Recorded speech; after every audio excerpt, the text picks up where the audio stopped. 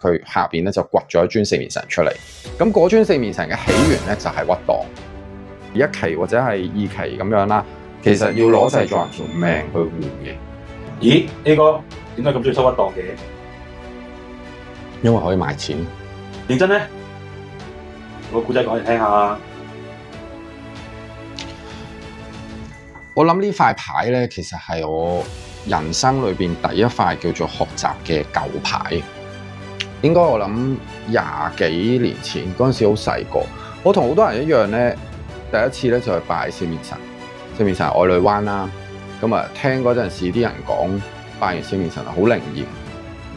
我記得應該當年我17、18歲到啦，咁啊去到芭提雅旅行嗰陣時跟團，我仲記得東瀛遊係東瀛遊。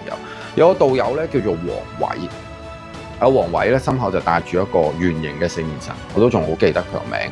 個車牌咧888，咁啊嗰陣時咧覺得哇佢帶塊牌好靚，佢好好啊，好有大哥風度，咁啊又帶我哋食嘢啊，請我哋食嘢啊，請我哋出去玩，請我哋去飲酒啊咁。嗰陣時我仲即係好細個，我諗佢應該40零歲到啦，即係喺我20幾年前嘅時候。見到佢心口嗰塊牌咧，佢同我講佢話：你又中意四面神啊？我四面神我契仔嚟㗎，我可以同佢 contact 㗎。嗰陣時冇乜印象，淨係記得塊牌就圓咕碌一塊嘢咁樣。